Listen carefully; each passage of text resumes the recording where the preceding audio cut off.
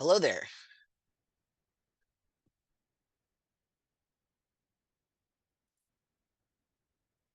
All right, Michael, you have been made a co-host. I think you have all you need, but if you need me, I'll be here in the chat and hidden away.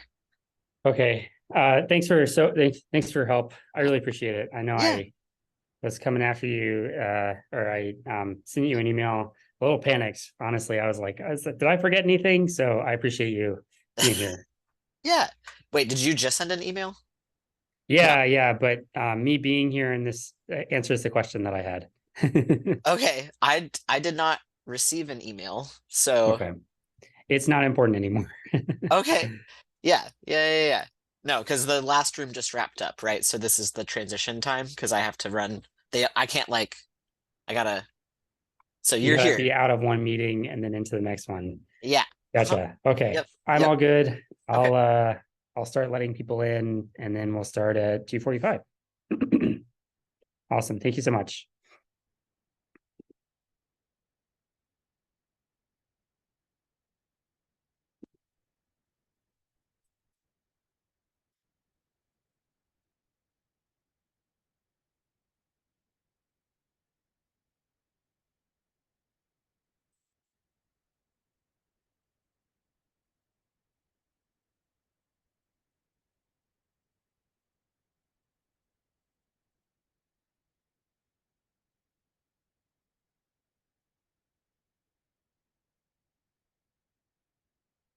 Hello, hello.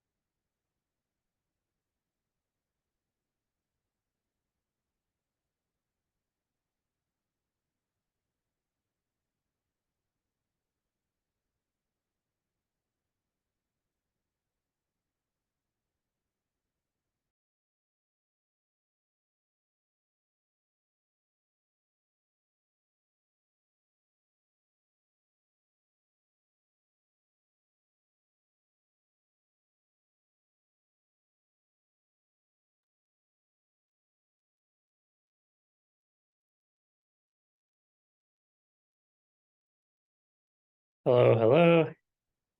Looks like Andy's here and David is here.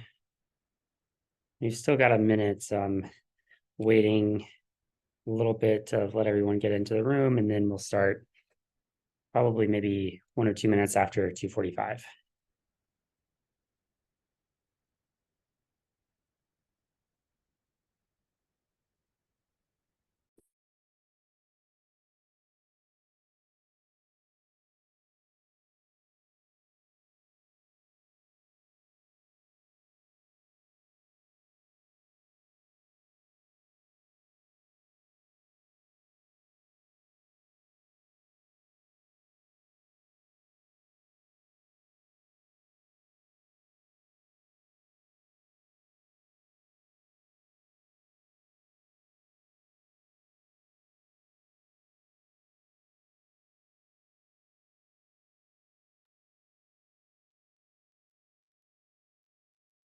Hello, hello.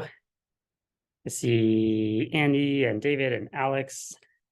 I'm Michael. I'm going to be facilitating this roundtable a little bit, and I'm just waiting for everyone to get settled and come in, and I'll probably start in 1 or 2 minutes.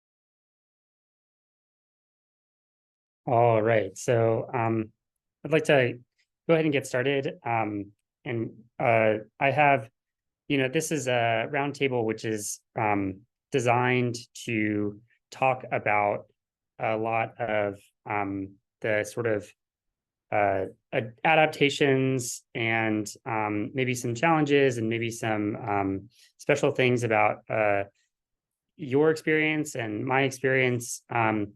If you have a library job, if you're currently working in a library position and you don't necessarily have a library background, so it's called donning the librarian's hat.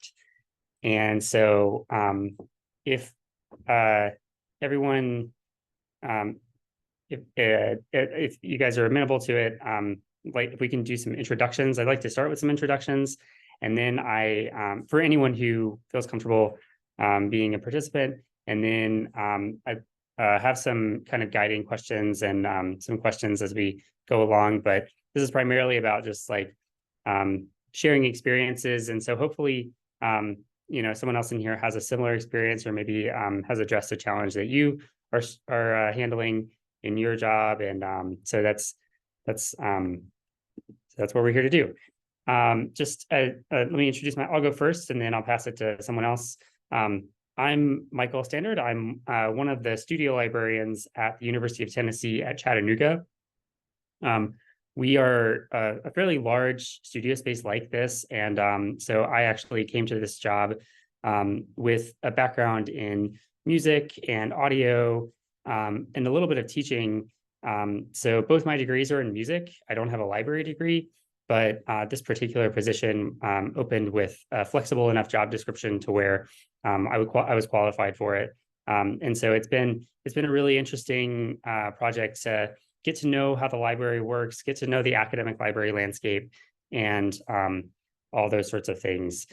So if I can pass it to someone else, that's me.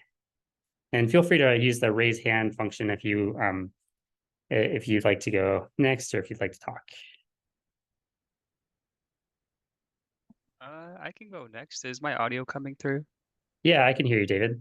Awesome. Well, good afternoon, I guess. I know we're on different time zones, but my name is David Ramos Candelas, and I work over at the University of Nevada, Las Vegas. Kind of have a similar story where my background isn't in libraries at all, but I did spend all my undergrad years working as a student worker here at the library. And it was around that time when they opened up our multimedia spaces in 2019. And I always had, I don't have like a music background like you, Michael. It was just a hobby for me. Um, when the studios opened, they didn't really have too much guidance around like what technology they should get, how to make it all work for students who want to work on music production, things like that. So that's where I stepped in. My degree is actually in hospitality. And then a couple years later, graduated. There was a position to kind of oversee our recording spaces. So we have two podcasting studios, two music studios, and a video recording room. And just kind of stepped into that position and been here ever since.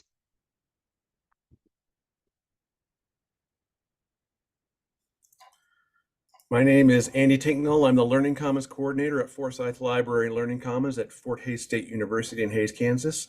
And so I have a Master's of Instructional Technology. I got that while I was the videographer for the university. So my background is in video production.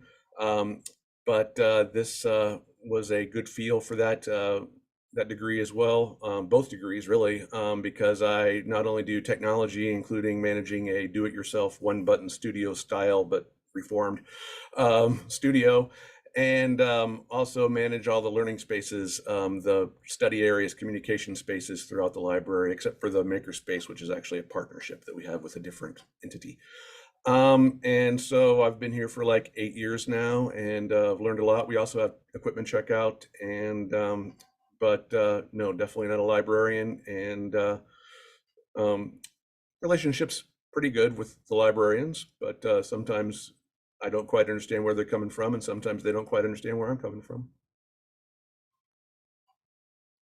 Yeah, I'd be interested to hear whatever you feel comfortable sharing about that. It's interesting that librarians have a mindset which works really well for especially for some kinds of students, but where we kind of are all learning to talk to each other. Alex is also here, and Alex, if you feel comfortable jumping in, you're welcome to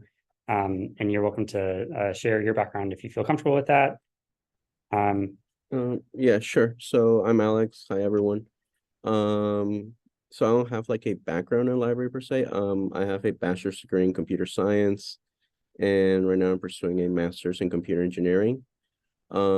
Basically what got me into library is when I was doing my undergrad, I worked at one of the libraries in my campus. If I didn't mention, I'm in the University of Maryland College Park.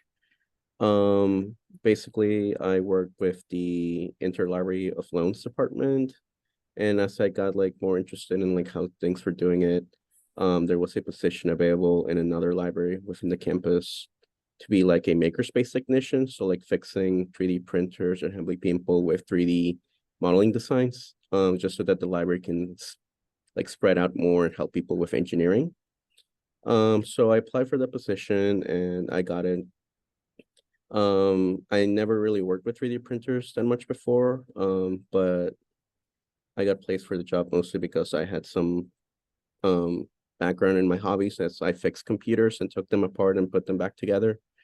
So they figured it wouldn't be that different from 3D printers, which is actually a little bit more different, but I like it so far, and most of my library experience that I had was with interlibrary of loans, not really like the whole library side. And of course, most of my background is computer science and developing apps and other software applications.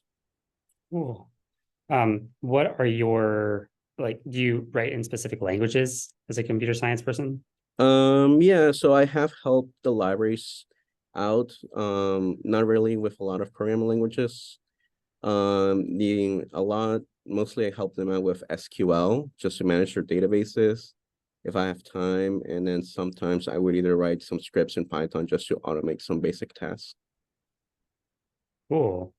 Dana, you just joined us. We were actually in the middle of introductions, just talking about where we're coming from. So would you be interested in sharing your background and where you're at? Yeah, sure. Sorry, I just grabbed a snack. So my background is more in the arts and the digital arts. I have an MFA in digital arts and new media. And so I have some teaching experience, some graphic design experience, And yeah, it's interesting being in a workplace with primarily MLIS folks and have a little bit of knowledge about information literacy, and that's about as far as that goes. Awesome. Yeah. So I think it's cool we have like an audio person, a video person, a digital arts person, and a software person. So like I don't know about y'all spaces, but we kind of rotate through all those different disciplines, just based on what students are coming in asking about, or the software that we're supporting, and all that kind of thing. So this is really cool. Maybe we should start our own department or something. But there's a so my first question is kind of about what skills were you specifically hired for? And I imagine that this kind of it stems from your immediate background. But I for one, like I was primarily hired for my audio skills. We have an audio suite, and I was kind of like tasked with revamping it. And but so I've been getting to know a lot of the other software, but when it comes to the audio stuff, I kind of act as the expert voice. So that's been really interesting. Is that sort of the case with everyone else, where you were hired kind of primarily for your background, which was a specialty? Yeah, for me, it was also the audio skills. And when I came in, I also kind of worked on revamping the spaces. They were running the system called Axia. I don't know if y'all ever have played around with it. It's very similar to like Crestron technology. So you could imagine how terrible it was for music production studios running Crestron technologies. So, came in and kind of suggested Focusrite interface is something simple. But yeah, I was primarily hired, I would say, for my expertise in audio. My video expertise is nowhere near the audio, but that was partly also the reason why I had some familiarity with just like video production.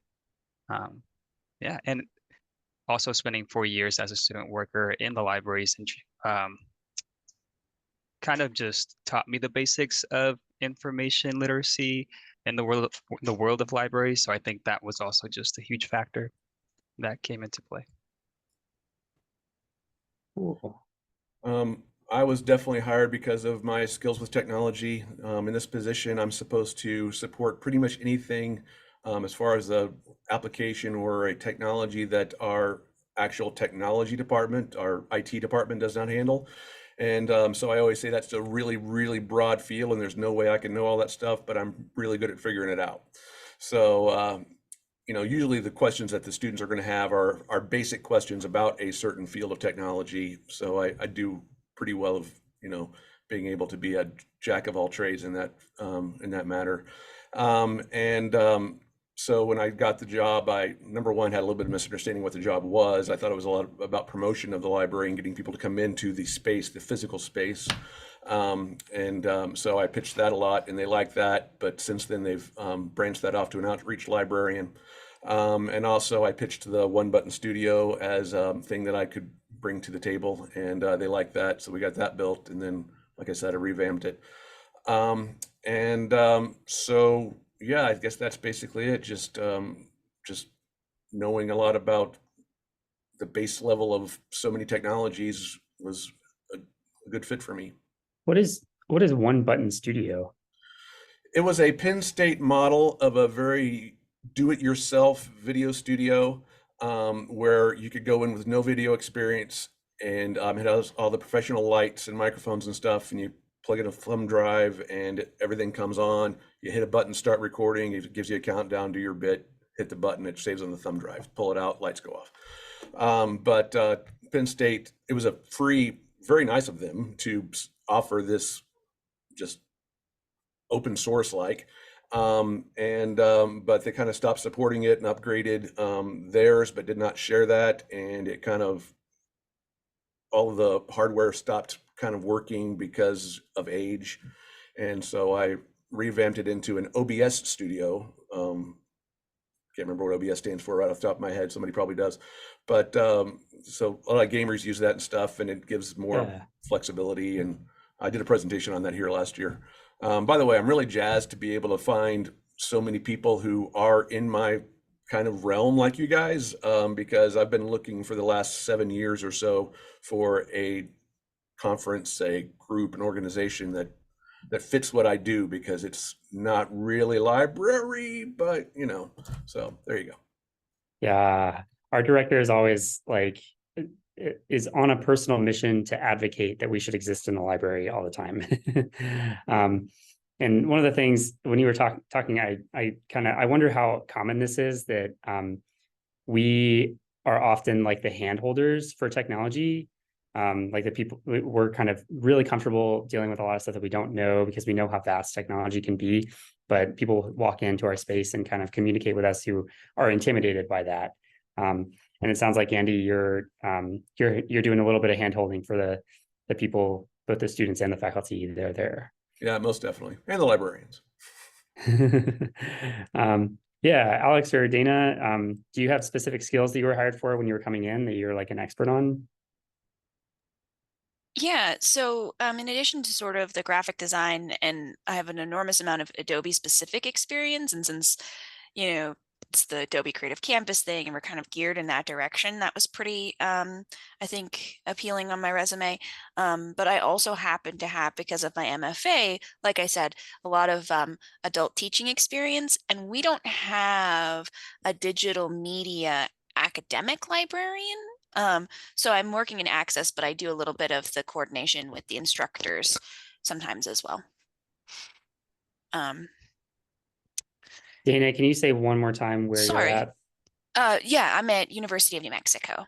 Oh, nice, nice.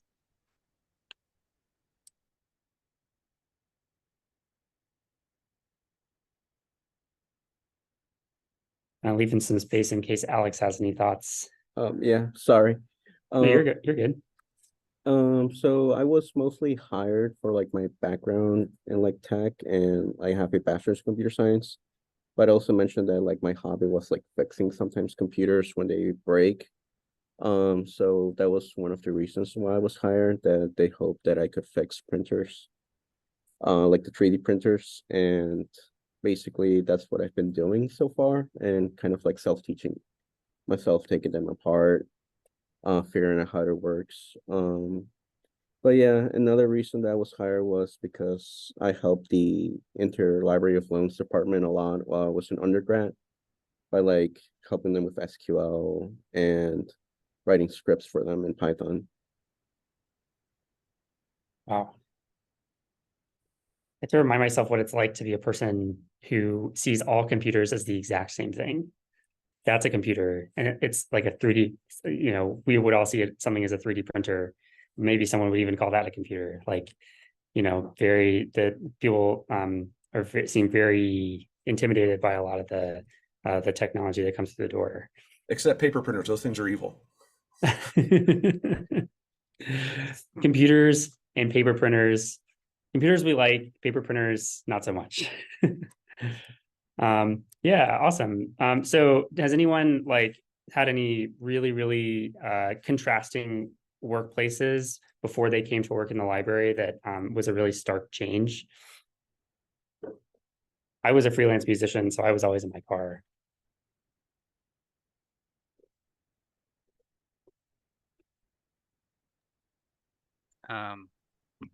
So I got my undergraduate degree in hospitality because Vegas, very safe option. And I also just wasn't very mindful of what I wanted to do when I was 18 years old, and I just kind of stuck with it. I did try it out just to give it a shot, so I worked on the strip for a little bit on a property. And yeah, that was very different from libraries. And again, I spent 4 years working as a student assistant here at the library on campus. So stepping away from libraries and going into the hospitality field, it was a huge change. And one of the biggest reasons why I came back the first opportunity I got. I feel like you probably have a crazy schedule. I feel like hospitality stuff is like sometimes, events are running really late into the night. I don't know if that was your experience necessarily. Yeah, the schedule was a little weird. I mean, it was the first time I had to work like swing shift, and that was a huge adjustment. Um, but more so than it, like anything, I just wasn't feeling fulfilled. Like, I think I really got used to working with students when I was a student assistant and just kind of being part of the learning process. But over there, I just kind of felt like a number, just a worker. And coming back here was nice.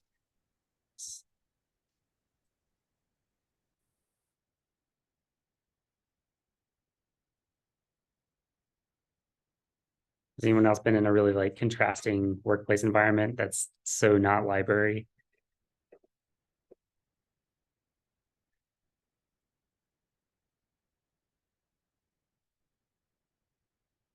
Um, yeah, it's the library is very, at least for me, has been it's the most I mean it's the most kind of normal job that I've had, in the sense that like everyone kind of is encouraged to think about it like a 9 to 5 job. And there's a lot of like trying to defend against burnout and trying to encourage keeping bounds on when you email people and when you send emails, and like when people are expected to communicate with each other. I don't know, I come from music land where everyone is yelling, everyone is like really, really busy all the time at all times of night. So that's a very it's been an interesting change to be in what feels like a more normal workplace here. But I guess, Andy, you said you were talking about some stuff about like talking to librarians and how that just how it's you've had to like adapt to communicating with them. Can you elaborate on that? I'm curious, just like what it's been like to get to know these people who feel very strongly about being a librarian. Yeah, and sometimes I feel a little bit like they I mean, they appreciate me very much, and I actually love my colleague librarians and stuff. But sometimes I feel a little bit like they look down on the fact that I only have a master's of science and not a master's. I know theirs is a terminal degree, but a master's of library sciences. But for the most part, though, they do treat me as an equal. It's just, I've been going through this promotion process of trying to come up with promotion criteria. So I've got this weird classification called program specialist. It's a non-tenure track thing, and we have non-tenure track and tenure track librarians, but they don't quite understand how that differs from some of our just regular staff throughout even the library. Anyway, some of the weird things that I find about them, and I think this is more of an academic librarian mindset, or at least ours, they don't have a great customer service, like my door is always open, come and visit with me type of thing. They're very much like, I have on-call hours. These are the hours that I'll answer your questions. Otherwise, go see this other librarian, whoever is on call. They don't have a counter, where a librarian sits anymore. Everything's through online or appointments, or our chat or appointments. And so that's just odd to me. I've always been, since starting this job, very customer service based. Come see me anytime you want. An appointment's always great because sometimes I have to look up what the heck you're talking about. But if you don't mind me spinning my wheels and honestly Googling some stuff for a while, come and sit down. And so that's been a little bit odd for me. I'm on the teaching and research team, so they're teaching and research librarians. And so I'm on the team. I don't really know why. It's like tech support, I guess, and because I do teach technology things, I go out and present, like, how to create a video presentation, or how to set up a budget in Excel, that sort of thing.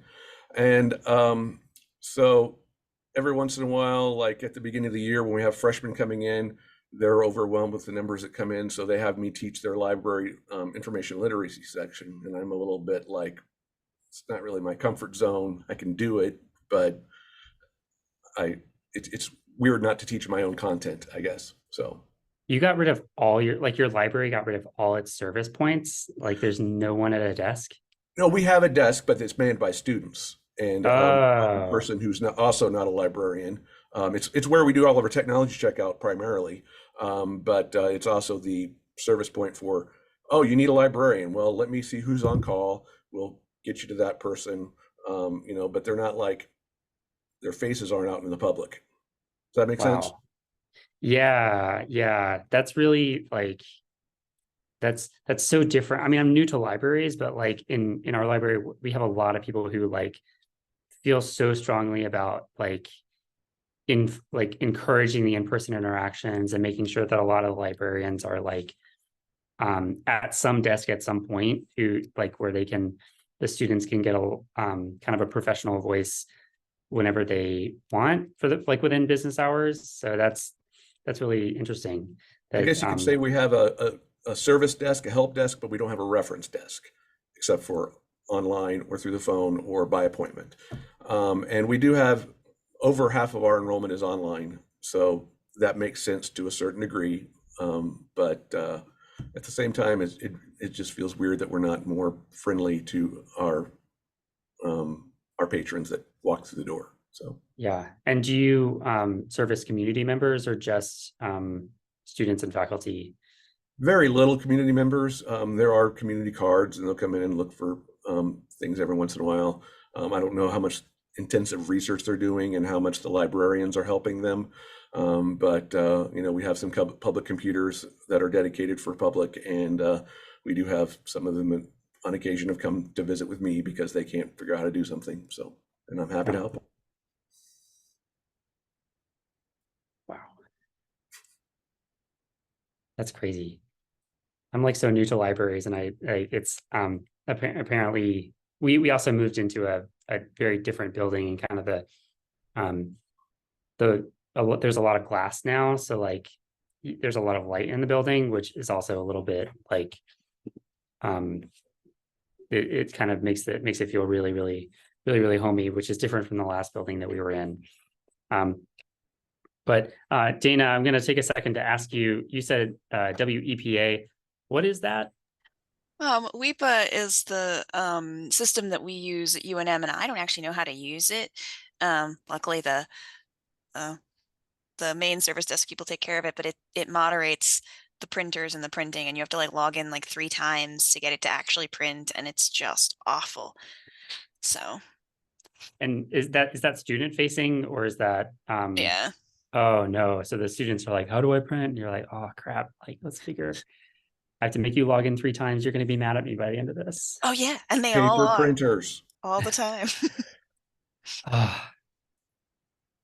We have I'm a little new to we have Canon printers, and they're like managed by Canon, and our IT department has like something with Canon. Does anyone else have that? You have like your own system? We have Canon printers, but what we have we call it Tiger Print. I don't know what the backbone actually is. Okay. Gotcha. Hey, Christine, welcome. Just wanted to take a second to greet you. If you, I know you may just be listening in because Christine is one of our ACTAL ACTAL leaders. So she's been doing a lot of work behind the scenes to help with that. Hi. I had to dash out for a minute, but I'm back. And I'm eating my lunch, so I'll keep my camera off until I'm done eating. Awesome. Yeah. Okay. So, do you have to, has anyone found themselves like advocating for their position, or like, I know we have a lot of people who like kind of are doing something which maybe some of the librarians think it doesn't belong in the library because it's not books, and because it doesn't relate specifically to books or information literacy. So have there been any difficulties like advocating for the work that you're doing?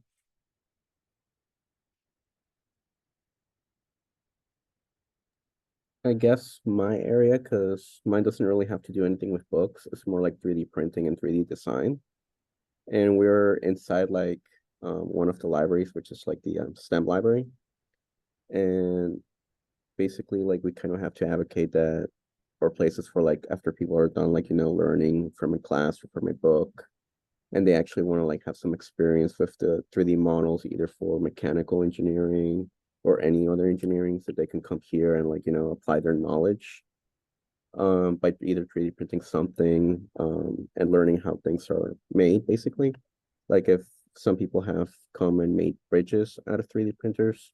So kind of applying skills that they learn in class as well as, sometimes maybe checking out a book that can help them learn engineering.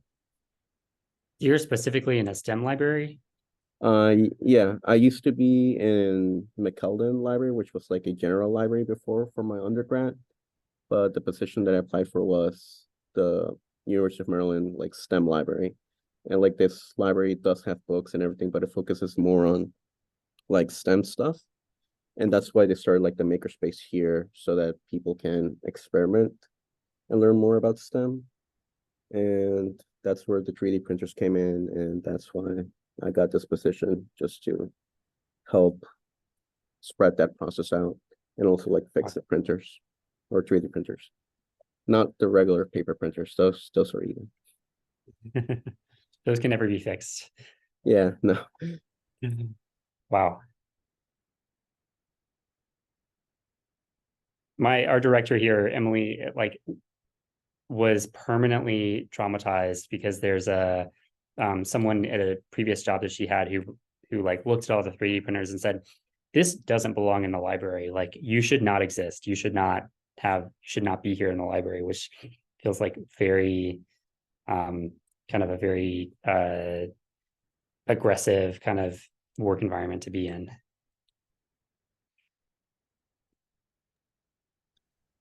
I'll just say real quickly, like everyone at my library is super supportive of the different workshops that we offer that are either makerspace or multimedia.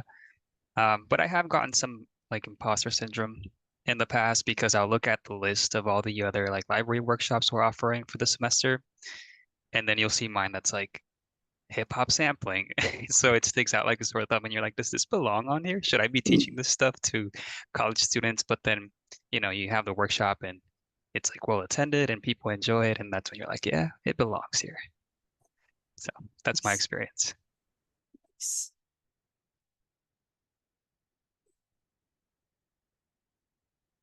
I have a one of the librarians here he was the cataloging and metadata librarian. He's become a close colleague, and but I think he's close, and but he still thinks that we shouldn't be here because it's like weird and it's intellectually weird to have us in here. But I always try to remind him, like, you can say that, but we are very popular. We are a very popular service. So we could leave, but then you wouldn't have the traffic. Yeah, and I feel like most of the time, like you can easily justify that community that we're kind of building through our spaces because most universities, I feel like, have it built into their like learning outcomes or strategic plan, to create those sort of experiences for their students. So we can always justify our stuff in some way. Yeah, I'm lucky that digital literacy, which I didn't come quite soon enough to push back on certain notions of digital literacy, but because it's kind of in our definitions and our official definitions boiled down to knowing how to use the tools rather than understanding like the broader concepts and how that relates to thinking about things in sort of a multifaceted way. In any case, the bright side, one of our strategic priorities is digital literacy. So at least I have that to back me up. But the library has been not at all interested in anything makerspace related. I explored the idea of having a 3D printer, and there's kind of a lot of pushback about that. We had a makerspace upstairs, but it was one of the instructional librarian's spaces. And since that librarian is not, I think, is on extended health leave or something to that extent, there has been basically, I would have to push really, really hard if I wanted anything other than like cameras, audio, Photoshop kind of stuff. Do you have you because I've heard, this is a little new to me because I'm new to the academic library space, but we make a lot of arguments from a peer institution standpoint. We always talk about like peer institutions or places we're trying to be like have this kind of thing. Is that something that people around you, Dana, that are they like receptive to that kind of thing, or do they think in that way, or do you feel more isolated? That's a good point. They might. I think so MySpace opened in 2020 and I began working here last fall. So it's very new, and that might actually be a good argument. I should get around to some nearby Um, spaces more. it's Yeah, well, I wonder, I mean, University of New Mexico, right? So That's right. like that's a, I don't know, maybe it's an R1, maybe it's like It is, I yeah. know that there's a lot of other I mean that's a flagship university institution. So you've definitely got a lot of peers probably with some pretty serious stuff. I hope they're at the in-person ACTAL conference. I hope so Um, too. can make an army of peer institutions to advocate for a 3D printer. Yeah, and let's see. This has been it's so interesting. Like some people get it feels with technology, it feels like some people get it and some people don't. Um, so has for me, the biggest transition into this job was learning circulation. I don't know how it was for everyone else, but the circulation part and like getting to know what that's like from a brain space perspective, and getting to know that, I mean, we use Alma here, but getting to know how to use that was like, it felt like this big lift because I was using it every time I was checking things in and out. And it was just a very serious, like new learning curve. I feel more comfortable with it now, but I don't have anything to compare it to. Have you all experienced have you done circulation before, or did you learn circulation specifically for this job? I am fortunate that I don't really actually have to deal with circulation. I wish I knew more of it so I could or did it more often so that I could cover when people are absent for whatever reason. But it's usually more covered by our person who manages the information desk and their students, as well as her direct supervisor, who's the operations manager of the library. Nice.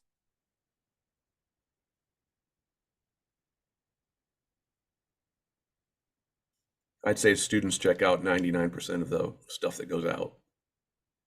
If faculty, it's available to faculty, they just are not No, I coming mean, in as students often. are the ones who are checking it out to faculty and students. Oh, gotcha. So the students are the one running the service point and having Running Alma, those yeah. interactions. Yeah.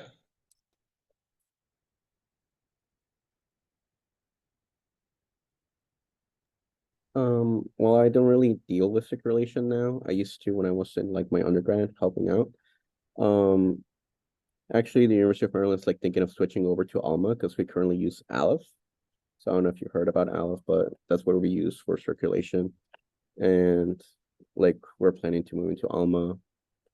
While I was doing it as a student, it was kind of interesting how circulation was handled. I did eventually learn how to do like some weird things like changing like some things for it, like oh, if a patron had like a hold on it, or this book was way past overdue and like it was declared lost, how to handle stuff like that. But it was definitely challenging and confusing because there's like a lot of things to handle with circulation. And at least with Aleph, you have like different levels of like what you can do and cannot do. So yeah, I'm kind of glad I don't have to do much circulation now, but it's interesting. A lot of people say Alma's way better than Aleph, so maybe I'll see if I get the chance to actually use Alma.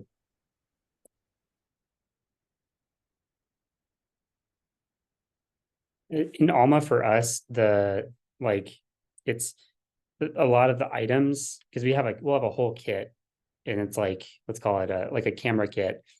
And it has the camera, it has the SD card, you have a barcode for the SD card.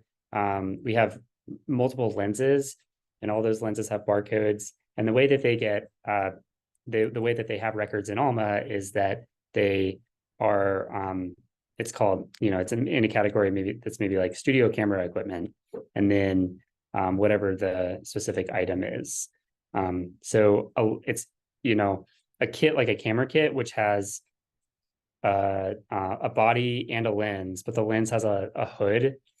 So like and the hood is removable. I think it's probably an interesting question of like how you decide what to itemize and what not to. I mean, I'm not the one who built the records in Alma, but it's just kind of, I think the deciding what to barcode and what not to is kind of an interesting problem to solve. And I don't know, that's not an immediate thing that I think of. We do barcode some things separately within a package like you're talking about, but not nearly to that microscopic level. Our SD cards aren't barcoded, our lens hoods aren't. But we'll barcode, like I've got a wireless microphone thing that I check out, and so the microphone receiver is, the transmitter is, and there's actually a handheld transmitter in there too. So I got like 3 different barcodes on that thing. Actually, at ACTAL last year, the online version, somebody was showing off their checkout tags that had pictures of all of the different things that were within the package that was being checked out. And so we replicated that this summer, took pictures of everything and replicated that this summer. And we're really happy with that. But as far as being a digital record of what comes back, we don't really have that. Gotcha. Andy, do you remember who that was that had the checkout tags? I wish I did, but I don't. Okay. I might have a note of it someplace. But Okay, I'll find out. So you check out kits, but the thing that has the barcode is the kit. Sometimes yes, sometimes no. Like I said, if we've got a wireless microphone that comes in one package, the transmitter has one, the receiver has one, but the little lavalier that plugs into the receiver does not have one. So Gotcha. not to the microscopic level you do, but we do separate things. I definitely take a while to like check people out. Maybe hopefully I can get faster at it, but it's like the whole process of making sure that you catch all the barcodes and making sure that the patron understands what they're checking out, because it tends to be pretty expensive stuff that they're taking home. And we also do like we have a paper backup that has even more information about what's going in the kit. And so the whole checkout process for us is pretty detailed. Hopefully the students, I think they do kind of understand the gravity of like you're taking home something that can be thousands of dollars totally, and it's freely available to them. So I think that does work to get that point across. But it's definitely been a learning curve for me personally, just because of how much circulation we do. I came on board and we basically, our stuff is still, we use SpringShare or LibCal, and I want to get barcodes implemented, but I don't know enough about that system. I'm going to have to wait till next summer to properly do that. So we input everything manually. When I first came, there was no particular procedure. And we were missing a significant number of items, which we were not able to bill for and not able to replace since we don't have a dedicated budget.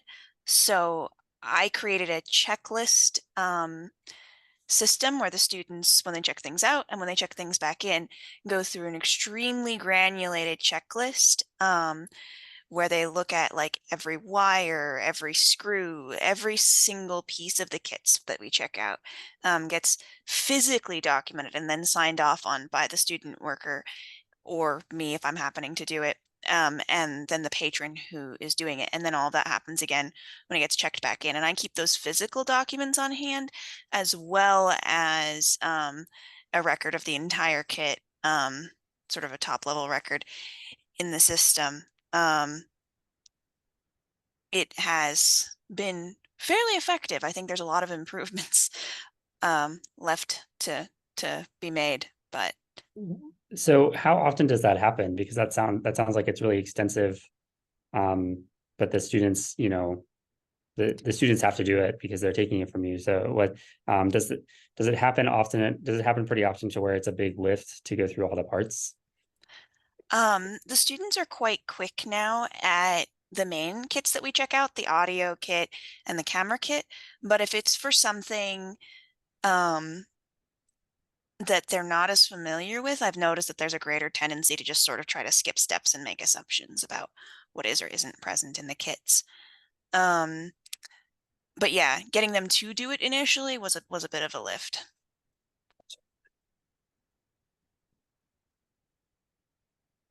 So this is, I'm kind of looking at chat as well. It looks like you're talking, Andy, can you describe what this is? These are notes from your session. Christine had asked who gave the presentation about the labels with the different pictures on it last year. And so this is my answer to her question. I found my notes from last year's ACTAL online, and on page 2 of that, you can see the labels I'm talking about. They seem to be from Clemson, but unless it's Brianne Kirsch, is it? I don't know for sure if this is all from one presentation or what, but they might be from Clemson, they might be from Briarcliff, so. Yeah, Sorry. I'm looking at it now, and I really like this, that it's like, it's got visual diagrams of everything that's supposed to be in there. Ours is like a text checklist, and that's a little, I mean, it's okay, but I think, this works really well because the students can match exactly what they're seeing. And that's what we were having trouble with. The students would read the text but not really know what it was, but now they can see a picture and match it, and then it's working a lot better. Nice. Christine, do you have an MLS or an MLIS? MLIS. Yeah. And you've kind of like gone down the tech rabbit hole with us. Mhm. Is it different? How does it feel like trying to advocate for kind of technology work from your perspective? Like, you're a library person and you've learned kind of the book circulation way of Mhm. thinking about things, but then Mhm. now you're a tech person. What was that like? I've always kind of been a tech person. Even as a library, when I started at Michigan State as a library staff member, and then I got my MLIS, and then they hired me in as a librarian. I've been a librarian for a long time, since 2008. I can't do the math right now. So anyhow, so I've been involved in technology as far as we migrated over to the SpringShare Live Guides. We were using an in-house system. We've done digital signage. There's been all kinds of things where I've been the lead on some kind of technical implementation. So now I coordinate public services, which is basically managing and advocating for each of the service points in our branch libraries and in our units. And Makerspace is one of those units that I kind of coach along, advocate for. And also Digital Scholarship Lab. So it's like you commented a little bit ago where you said it's either they get the tech or they don't. And so then you have these groups of librarians and library staff who are like either into the technology and are excited about it and want it in the library. And then you have groups who are like, why do we need that stuff? It's all about the books, and so kind of trying to bridge that gap for people to, understand why we need these services, why these services are changing, why an academic library isn't just about the traditional services of checking out books, looking up articles, that kind of thing.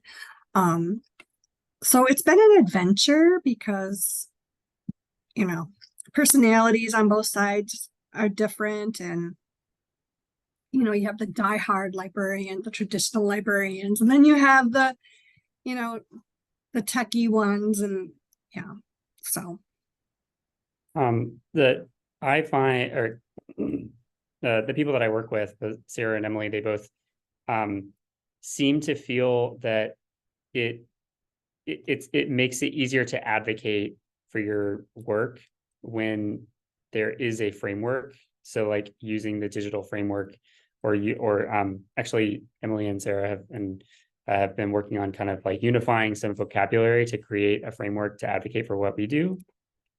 And even the information literacy framework was a new thing to me. And it just seems like librarians feel very, very strongly about this. And so is that the kind of, do you find yourself, Christine, do you find yourself in conversations where like that is like, that's something that people bring up, like this falls in the framework and this doesn't, so it's important for us? Or like, does it come from that? That's just something that I've noticed in our work.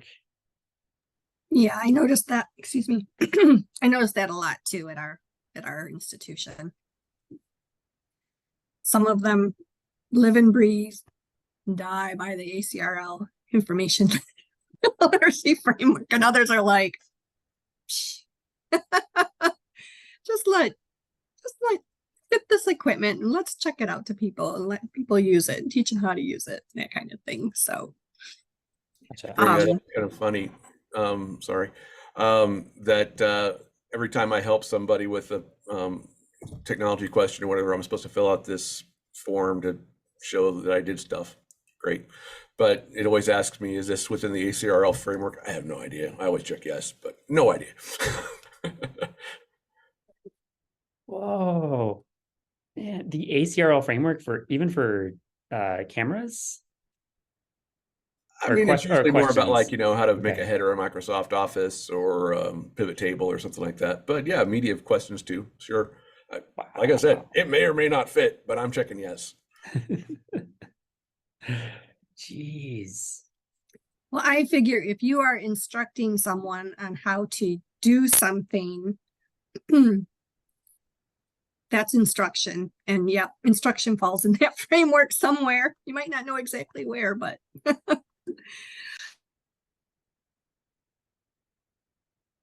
Oh.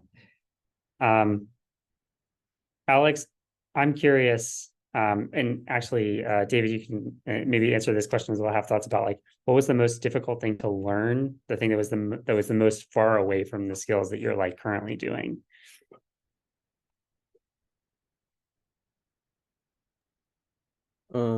I guess getting used to 3D printers, because I had like some small experience with them, but I've never fixed one.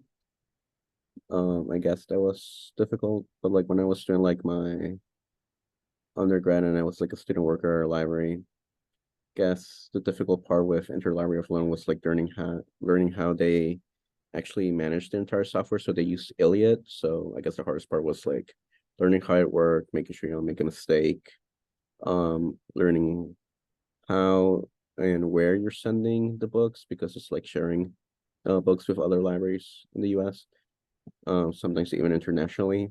So I guess like the hard part was like learning how their data is processed, as well as other things that I needed to do, like especially like putting in like, oh, what shelf do I need to put this item in, or some other stuff like that. For me, it was definitely instruction. Just teaching was a challenge for me. I don't have any formal training on teaching. So coming up with lesson plans and figuring that out, still to this day, I think is the most challenging part of the job. It's a big adjustment for me, especially because, public speaking is challenging for a lot of people. And then also there were a few topics, a few workshops that were ongoing that were kind of started by the person who previously held my position that dove into the topics of like infographics, research poster design, like more graphic design stuff that I don't really have expertise in. And I've just had to kind of learn along the way. And that's been a challenge as well. But I mean, like y'all have said throughout this session, we're all kind of tech people that like to figure that stuff out. So it's worked out, but it's been a challenge for sure.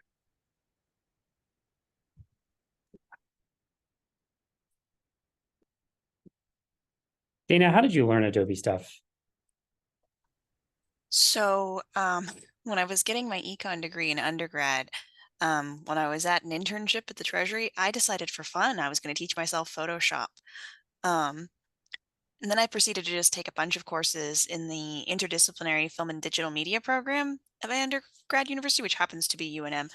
Um,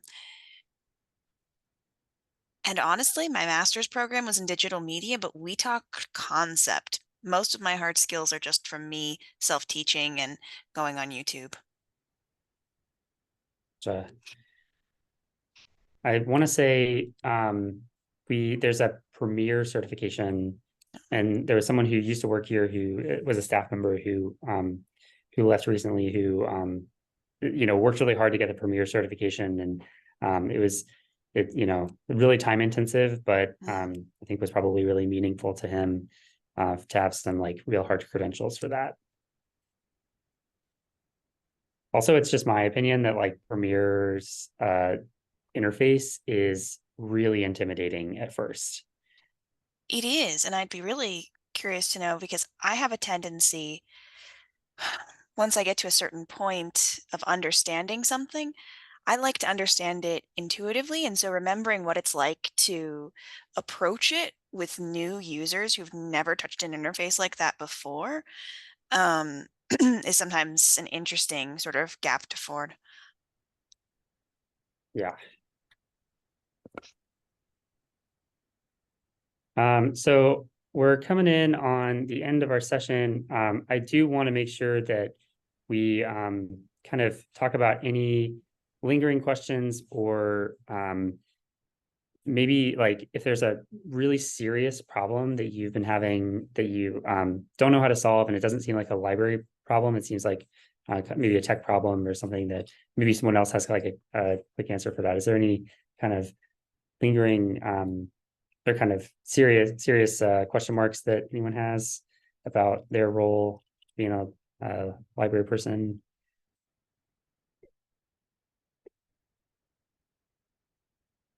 And is everyone going to the in-person conference? Okay, wow, almost everyone. And so yeah, that's I mean, hopefully we'll also be able to talk about this at the in-person conference. There's a lot of people there with a lot of different experiences. Sometimes, I wasn't a library person before this, and some days I'm just like, man, librarians are really, really cool, and they do like just have like oodles and oodles of knowledge. And then some other days I'm like, I work with a bunch of crazy people. I work with a bunch of people who are like, don't like, this is a totally different world. This is like a really special place where we're, the people are really isolated. But there's an interesting tension there, and so I'm kind of getting to love it and getting to know just this way of thinking. So if no one has any burning questions ready to go, I just wanted to say I appreciate you all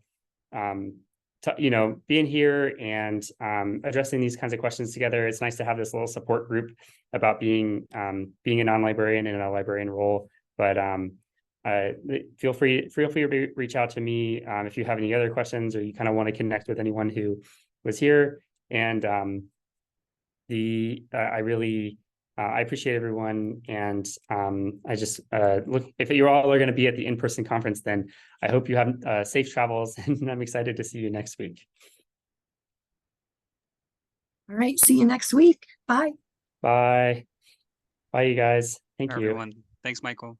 See you soon. Bye.